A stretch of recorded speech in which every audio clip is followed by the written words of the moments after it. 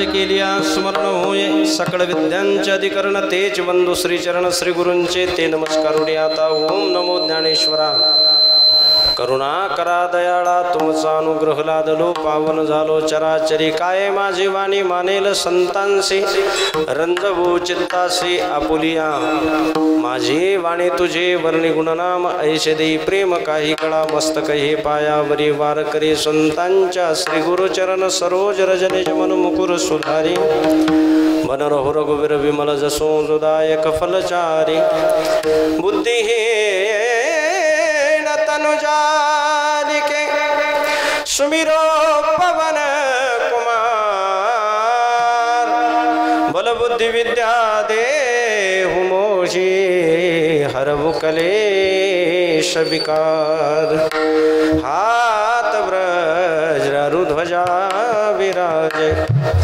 काने मून जनेऊ साज शंकर सुवन सरिनंदन तेज प्रताप महाजगबंदन श्री राम जय जय राम श्री राम जय जय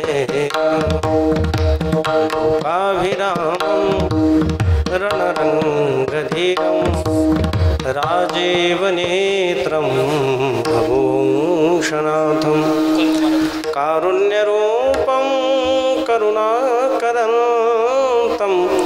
श्रीरामचन्द्रं शरणं प्रपद्ये कौनसुकाम कठिन जगमाई जो नहीं होय तात तुम पाई मंगल भवन अमंगल हारी द्रवहू सुदशरथ अजीर बिहारी सिया राम मैं सब जग जानी सिया राम मैं सब जग जानी करहु प्रणाम जोनी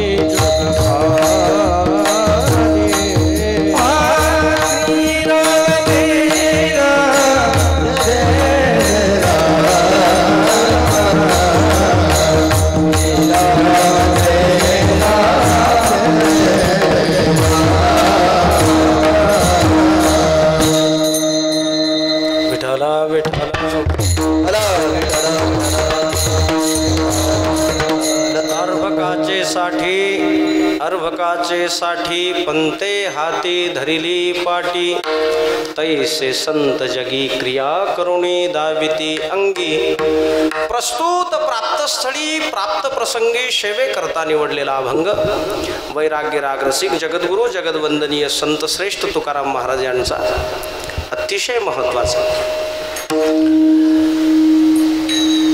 संत महात्म्यांच्या कार्याची भूमिका समजावून सांगणारा अभंग आहे। अभंगातील प्रतिपाद्य विषय असा आहे संत या भूतलावर आल्यानंतर कुठल्या पद्धतीने आपलं कार्य करतात तो समग्र लेखाजोखा या अभंगात आहे। पहिले श्री गुरुच्या भूमिकेत येऊन ते काम करतात म्हणून पहिला शब्द वापरला अर्भकाचे साठी। अर्भक म्हणजे आत्ता शाळेत गेलेला मुलगा आणि पूर्वीच्या काळामध्ये गुरुजींना पंत म्हणत होते पंत असं म्हणायचे गुरुजीला। मग गुरुजी मग पुढे भाऊसाहेब झाले मग भाऊसाहेबाचे सर झाले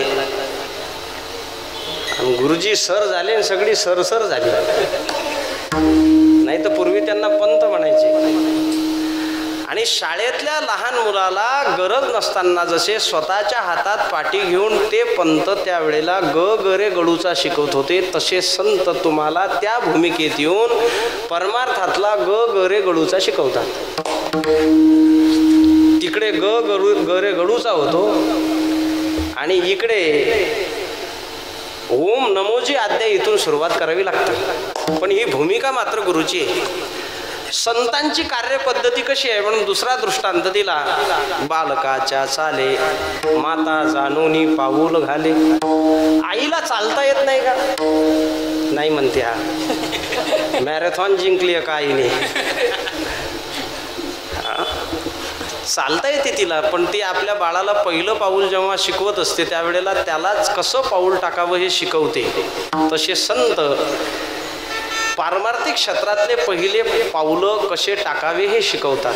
एकंदरीत संत जीवनाचा आढावा जर काढला तर कोणी कसाही असो, नावेत बसल्याच्या नंतर ती नाव काय करत असते तर अलीकडच्या तीरावर नेऊन पलीकडच्या तीरावर नेत असते. पाण्यात जसं उद्धरायचं साधन नाव आहे तसं या भवसागरात उद्धरण्याचं साधन संत आहेत, असा या अभंगाचा आशय आहे. विठ्ठल विठ्ठल.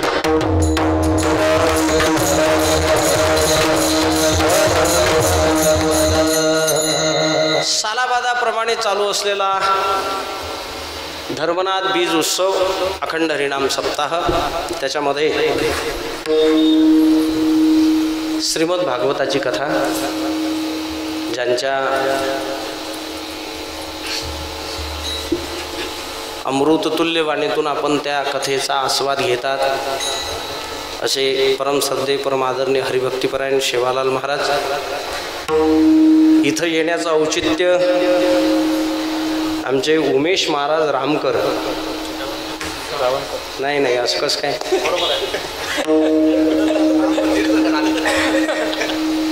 त्यांचं नाव उमेश आहे. उमेश कोणाला म्हणतात? उमेश केवळ रामच करू शकतो, रावण नाही. ते भाटाने बदला घेतला त्याचा, नाही तर नाव खरं रामकरच पाहिजे होतं. त्यांच्यामुळे इथे येण्याचा योग आला, कार्यकर्त्यांचा आग्रह, आणि त्यामुळेच तुमच्या सगळ्यांच्या दर्शनाचा योग. हा अभंग संतांचं कार्य सांगणार आहे. काय आहे? जीव जंतू, जगत आणि भगवंत या सगळ्यांचा मधला दुवा जर कोण असेल तर त्याचं नाव आहे संत. जगताच्या केंद्रबिंदूमध्ये जीव आणि जंतू. भौतिक जीव हा जंतूच असतो, फक्त माणूस तसं मानायला तयार नाही. तो कपडे घालतो म्हणून. एकादशीच्या दिवशी जर कपडे घालून एकादशी नसेल तर त्याला काय म्हणसाल? काहीच म्हणत नाही का? मग त्याला जीव म्हणावं. आणि एकादशीच्या दिवशी जर खाण्यापिण्याचं कसलंच बंधन नसेल तर त्याला जंतू म्हणावं. मग संस्काराचं कुठलंच गाठोडं पाठीशी नाही ना, आध्यात्मिक व्यासंग नाही, काहीच नाही. मग असे जे जीवजंतू आहेत आणि आहेत त्या जगतात, आणि पुढे आहे तो भगवंत. म्हणून हे जीवजंतू जे जगतातले आहेत, ज्यांना भगवंताकडे जायचं आहे, भगवंत आणि जीवजंतू यातला मधला दुवा आहे, त्याचं नाव आहे संत. आणि ते संत इथे येत असतात. ते येण्याचे किती दाखले आहेत. येण्याच्या पद्धतीमध्ये येतात तर सगळेच, पण येण्यामध्ये काहींचं अनिच्छा प्रारब्ध असतं. त्यात तुम्ही आम्ही बसतो. माणसं जगायला कंटाळले पण अजून ते मरत नाहीत, म्हणून ते जिवंत आहेत. तुम्ही कित्येकांना विचारा का तुम्ही का जिवंत आहे, ते म्हणतात मरत नाही म्हणून जिवंत. कित्येकांना का जगतोय याचा प्रश्न पडलाय. मी का जगतोय, तर उत्तर आहे मरत नाही म्हणून. बरं, त्याची पुन्हा जन्माला यायची तयारी असेलच तर समजाव या जगातला सगळ्यात मूर्ख माणूस आहे तो. अरे, मुनी मुक्त झाले भेले गर्भवासा. ज्यांनी अध्यात्मातल्या ग्रंथांचे कळस लिहिले ते संत महात्मे सुद्धा या गर्भवासाला मुक्त झाले. जर सामान्य जीव म्हणत असेल मला पुन्हा जन्माला यायचं आहे, तर तो अजून दुःखी आहे किंवा तो अजून अज्ञानी आहे, त्याला अजून पुढे जायची गरज आहे. मग तुमचं माझं जे येणं हे अनिच्छा प्रारब्धात मोडतं. आपल्याला यायचं नाही पण यावं लागतं. इच्छा असते का यायची? बरं, येण्याचं काही सुख आहे असं वाटते तुम्हाला? नाही नाही. मी तुम्हाला एका मिनिटात गर्भवासना यातना कशी असते ते सांगतो. फक्त तुम्ही हो नाही करा. तुमचा तालुका कोणता आहे? तिवसा.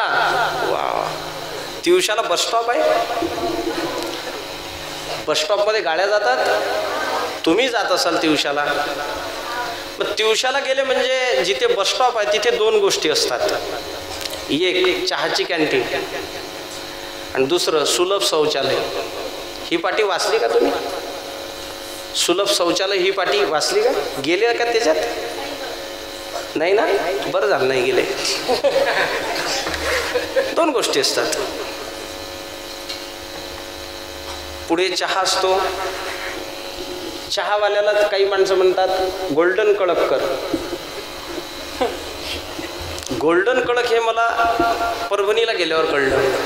मी बस स्टॉपला उभा होतो, पाठीमागचा माणूस म्हणला गोल्डन कळक कर. मी म्हटलं हा चहा आपल्याकडं नाही, त्याला विचारू आपण गोल्डन कळक म्हणजे काय. चहावाला निघून गेला. मी त्याला विचारलं गोल्डन कळक म्हणजे काय. तो म्हणला चहा असा पिवळा धम दिसला पाहिजे. म्हटलं इथपर्यंत समजलं, पण कडक म्हणजे काय? चहा पिऊन झाल्याच्या नंतर कपाला खालून जो चहा लागतो तो चहा टेबलवर ठेवल्यानंतर तो कप जेव्हा उचलतो, उचललेल्या त्या चहाच्या गोल रिंगणावर माशी जर बसली आणि ती जर उडाली तर पाय तिथंच चिटकले असले पाहिजे, याला म्हणतात कडक. मग पुढे असते गोल्डन कडक आणि त्याच्या बाजूला असते शौचालय. बहुतेक दोघाला जायची किंमत एकच आहे. तुम्ही शौचालयाला गेले तरी पैसे द्यावे लागतात तिथं, म्हणून म्हटलं बरं झालं नाही गेले. पण फिरणाऱ्या लोकांना याचा अनुभव चांगला आहे. फिरणारे माणसं बहुतेक तिथं जातातच. महाराष्ट्रातल्या चांगल्या चांगल्या डेपोची चव घेतलेले लोक आहेत सगळे. प्रातर्विधीला जावंच लागते. बहुतेक रात्रीचा प्रवास असतो आणि सकाळी एस टी डेपोत गाडी उभी राहते आणि एस टी डेपोत गाडी उभी राहिली का पहिली विधी तेच करावं लागते. बरं, गोष्टी दोन्ही घडतात. माणसाला चहाही घ्यावा वाटतो आणि माणसाला शौचालय जावं वाटतं. दोघातला फरक असा आहे, माणूस जेव्हा चहा घेत असतो ना तेव्हा चवीने घेतो. फार शिकलेला असला तर बिडी ओढत घेतो, शिकलाच नाही तो गटगट घेतो. उच्च शिक्षित असला म्हणजे पेपर वाचून वाचून घेतो. प्रकार आहेत त्याचे. पेपर वाचून चहा घेतल्याने लवकर पचत असेल आणि धुपटा बरोबर चहा घेतल्यावर टेस्ट बदलत असेल. हेही मला पुण्याला गेल्यावर कळलं. मी एक व्यापारी होतो, माझी ओळख तीच आहे. आणि मग व्यापाराच्या संबंधाने मला पुण्यात फारसं जावं लागायचं. मग मी त्या पुण्याच्या चहाच्या कॅन्टीनमध्ये पाहत होतो तर तिथं गोल भांडे दिसत होते ठेवलेले. मी विचारलं त्या माणसाला, काय हे चहाचं दुकान आहे आणि गोल भांडे कशासाठी ठेवलं? तर ते म्हणे माणसं बिडी ओढतात आणि चहा घेतात आणि मग ते आलेलं जे असतं ते पांढरं ते या भुसकट या डब्यात टाकतात. तेव्हा मला कळलं की बिडी ओढून ओढून पण चहा घेता येतो. फक्त चहा आधी घ्यायचा की धुपट आधी घ्यायचं हे ज्याने त्याने ठरवायचं. दोन्ही एकदम जर गेले आणि विस्फोट झाला तर दुकानदार जबाबदार नाही. मग काही माणसं बिडी ओढून ओढून चहा घेतात. त्यांच्या बिड्या अशा वेगळ्या असतात. त्या हे गावाकडं म्हशी मागं आजोबा ओढतात त्याच्या बिड्या नसतात, त्या मोठ्या अशा पांढऱ्या. आणि मग छान घेतात माणसं चहा. चहा इतका सुंदर घेतात की शेवटच्या कपातल्या चहाच्या घोटापर्यंत घ्यायची त्यांची तयारी असते. काही तर इकडे तिकडे पाहतात, जास्त चांगला झाला तर शेवटचा चिटकलेला आहे कशाला सोडायचा म्हणून जीभ जर जात असेल तर तिथे एक चक्कर काढून येतात. 10 रुपये पूर्ण वसूल करतात. चहा घेऊन 15 मिनिटं पहिले बसायचं आणि 15 मिनिटं नंतर बसायचं. असा अर्धा तास आपली गाडी जोपर्यंत डेपोत येत नाही तोपर्यंत त्या 5 रुपयाच्या कपाचा पूर्ण आनंद घेतात माणसं. इथपर्यंत पटलंय तुम्हाला हे? पण दुसरी गोष्ट अशी आहे, तिथे शौचाला जाताना 5 रुपये द्यावं लागतात. पण इथलं वातावरण बदलतं. आतापर्यंत कोणी माणूस मी असा आनंदाने पाहिलं नाही, चला बाबा एस टी डेपोत मस्त आता जाऊ, कपडे काढू, बिस्लरीचं पाणी गिनी घेऊ मस्त, चला बा आता मला लय गरज आहे, हा हा जमलं रे जमलं, असं नाही पाहिलं मी. बस स्टॉपला गेली माणसं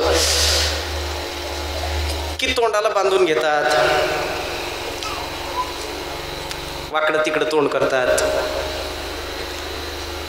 आणि 5 मिनिटात गेला की लगेच वापस येतो. चहाच्या दुकानात जो माणूस 15 मिनिटं चहा घेत होता तो शौचालयात मात्र 15 मिनिटं काय 5 मिनिटं थांबायला तयार नाही. मला असं म्हणायचं आहे, का पैसे दिलेत ना, पैसे दिल्यावर पैशाचा आनंद घेतला पाहिजे. माणसं टॉकीजमध्ये चित्रपट बघायला जातात ना, शेवटचे नावं येईपर्यंत जातात, द एंड झाल्यावर निघत नाहीत ते. शेवटचं नाव होत नाही तोपर्यंत त्याची उत्सुकता असते. काय सांगता येते अमरीशपुरी डबल जिवंत झाला तर. काही लोकांनी तर इतके काही वेळेला ते सिनेमे पाहिलेले असतात की 10-10, 15-15 वेळ ते त्यांचं मन नाही भरत. नाही ते म्हणतात मी 10 वेळ पाहिला, म्हणजे या इतके वेळ रिकामा होता बघा. या जगातला एवढा रिकामचोट हा, यानं 10 वेळ तेवढा रिकामा वेळ घातला. बरेचसे लोक आहेत, काही OTT फॉर्मवाले आहेत, ते तिकडे नाही, आपली OTT जाग्यावरच OTT करतात आणि बघून घेतात. एक चित्रपट वारंवार पाहावा वाटतो, दिलेल्या पैशाचा आनंद घेतात माणसं. मी हेही माणसं पाहिले, हॉटेलमध्ये जर जेवायला गेले आणि भाजी जर शिल्लक राहिली तर वेटरला सांगतात, वेटर पॅक कर.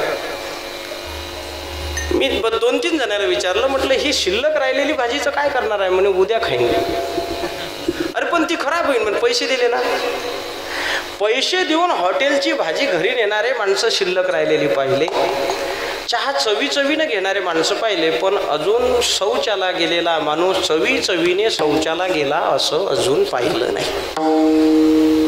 मी म्हणतो त्याने तिथे गेल्यावर 10 रुपयाचा मस्त आनंद घ्यावा. त्या माणसाला सांगावं हे 10 घे, अर्धा तास उठू नको. तो म्हणला काय करणार आहे? मी काही करू, मी तारक मेहता का उलटा चष्मा पाहिजे. डू नॉट डिस्टर्ब मी, मला त्रास देऊ नको. अरे पण काय करणार अर्धा तास? मी झोपीन. मी माझ्या पिशवीतच सतरंजी आणली, मी तिथं झोपील, तिथे थंडगार वारा आहे पाण्याचा, झोपील मी 10 दिले. किती दिले? 10 दिले. मी त्याचा पूर्ण आनंद घेईल. पण जो आनंद 10 रुपयाचा चहाचा लोकांनी घेतला, तिथे 10 रुपये देऊन सुद्धा माणसं आनंद घ्यायला तयार नाहीत, उलट वाकडं तोंड करून येतात. याचा अर्थ असा आहे, शौचाला गेल्यानंतर तिथल्या वासाने जीव जो गुदमरतोय तर नरकात गेल्याची भावना होते. माणसं बाहेर आल्यानंतर नरक यातनेतून सुटलो म्हणून तोंडाचं काढून असा श्वास घेतात. मला काय सांगायचं आहे तुम्हाला, 10 रुपये देऊन जिथे तुम्हाला 10 मिनिटं करमलं नाही, अशा ठिकाणी तुम्ही 9 महिने 9 दिवस 9 तास 9 मिनिट 9 सेकंद काढले, याचं नाव आहे गर्भवास.